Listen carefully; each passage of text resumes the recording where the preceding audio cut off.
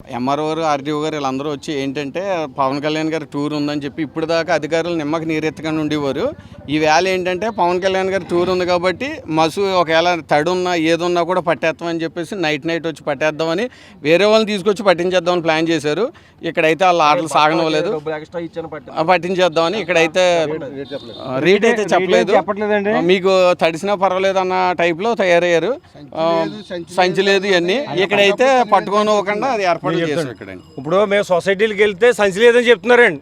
అప్పుడే వారం రోజుల నుంచి సంచి లేదన్నది ఇప్పుడు మన పవన్ కళ్యాణ్ గారు ఎప్పుడైతే ఆవిడ గ్రామం సందర్శించడానికి వస్తున్నారో వెంటనే సంచి తెప్పించి ఈ ధాన్యాన్ని వెంటనే పట్టేయాలని రాత్రి రెవెన్యూ అధికారులు సాయశక్తిలో కృషి చేశారండి. మేమేం రైతులు ఏం పట్టనివ్వలేదు, ఎన్నాళ్ళు లేదు. ఇప్పుడు పట్టేయడానికి కారణం ఏంటి? కేవలం మన పవన్ కళ్యాణ్ గారు ఆవిడ గ్రామం రావడం వల్లే కదా ఇలా పడుతున్నారని చెప్పేసి మేము పట్టనివ్వలేదండి. నిన్న ప్రభుత్వం అయితే నిన్న వచ్చి దొంగ రైతులను తీసుకొచ్చి ఇక్కడ ఫోటోలు తీస్తాం ఇలాంటి కార్యక్రమాలు చేశారండి. మళ్ళీ వెంటనే వచ్చి మేము ధాన్యం పట్టేస్తామని పోతున్నారు. కానీ 2000 ఇచ్చినా కూడా రైతు కష్టాలు కూడా తీరవండి. అలాగా చావాలో బతకాలో కూడా తెలియదండి. తీసి మేము నీకు ఇక్కడ పని ఏంటి రైతు అడిగామండి. మేము నీకు రాసుందా? వాళ్ళని తీసుకొచ్చి ఇక్కడ నిలబెట్టారండి ప్రభుత్వం. నీకు ఇక్కడ గుట్టుందా? ఇక్కడ రాసేది నీకు పొలం ఏదని అడిగితే వాళ్ళు పారిపోయారండి. రైతులు కాదండి, దొంగ రైతులు తీసుకొచ్చి ఇక్కడ నిలబెట్టి వాళ్ళు నాటకం కట్టున్నారండి. ఇక్కడ మళ్ళీ వచ్చి అన్న పట్టేస్తాం, తడి ధాన్యం పర్లేదు అంటున్నారండి. ఈ పవన్ కళ్యాణ్ గారు సన్నాల దాన్ని తీసుకుంటాం, బొండాల దాన్ని అసలు ఒక గింజ కూడా పట్టం అని చెప్పేసి బొండాల దాన్ని ఆఫ్ చేసి సన్నాల దాన్ని ఏదన్నా మంచిది ఏదన్నా బాగాలేని దాన్ని ఉంటే వదిలేయటం, బాగున్నదాన్ని పట్టుకెళ్తాం. బొండాలు తీసుకోకుండా ఈ బొండాలు ఇవ్వమని చెప్పేసి వాళ్ళండి. మళ్ళీ మేము వీకేసీ చేస్తే దాంట్లో మాది బొండాలు పెట్టాను, దాంట్లో సన్నాలు దాన్ని సన్నాలు మార్చేసారు. పట్టేస్తాం ఏంటని అడిగాం మేము. అడిగితే అన్నారు మార్చి రావాలంటే 17 మీరు బొండాలు దాన్ని అయితే మేము సంబంధం లేదు, ఎలా చేస్తారో తెలియదు, పట్టేస్తాం. పంట నమోదులను ఇప్పుడు కొంటున్నారు బొండాలు కొంటలేదండి.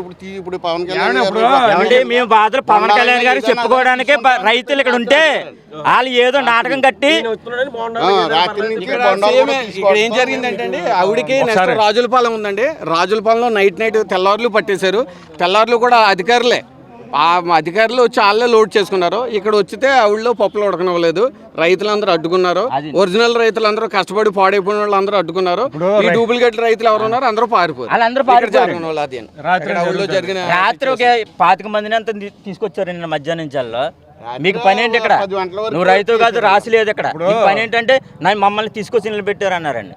రైతు భరోసా కేంద్రాల్లోనూ పంట నమోదు చేసుకున్నప్పుడు రైతులు దేనికదే నమోదు చేసుకున్నారండి. అక్కడ బొండాల రకం అంటే MTU 36, 26 రకం, అదే సన్నాల రకం దానికే నమోదు చేసుకున్నారు. అన్న తర్వాత గవర్నమెంట్ కూడా సన్నాలే కొంటాం అన్నదండి ఫస్ట్. తర్వాత నమోదు చేసుకోమని చెప్పేసి అన్నారు. రైతు నమోదు చేశాడు. నేను చేసిన తర్వాత కనీసం 100కి 5% కొనకుండానే కూడా మీకు టార్గెట్ అయిపోయింది, మీరు ఆఫ్లైన్లో ప్రైవేట్గా అమ్ముకోండి అని చెప్పేసి రైతు భరోసా కేంద్రాల్లో చెప్తున్నారండి. ఇప్పుడు కూడా బొండాలు కొనడానికి ఈ మధ్యన VRO గారు, MRO గారు మొత్తం అందరూ కూడా కళ్ళం తిరిగి ఎన్ని ఎకరాలు పెట్టారు ఏంటి, బొండాల రకం గవర్నమెంటే కొంటుందని మళ్ళీ ఇప్పుడు తిరుగుతున్నారండి. ఇదంతా ఎందుకు జరుగుతుంది అంటే అండి, పవన్ కళ్యాణ్ గారు మన ఆవిడ గ్రామం రావడంతో ఈ చుట్టుపక్కల గ్రామాలన్నింటికి కూడా వెంటనే రియాక్షన్ వచ్చి వాళ్ళు వెంటనే కళ్ళలోకి పరిగెట్టడం జరుగుతుంది.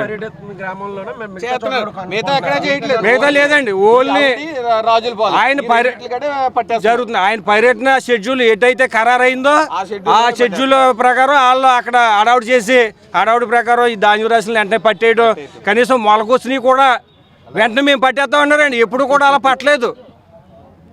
అలాంటిది ఈయన రాకతోటే వీళ్ళు వెంటనే హడావుడిగా రెవెన్యూ సిబ్బంది పట్టేయడానికి ట్రై చేస్తున్నారు.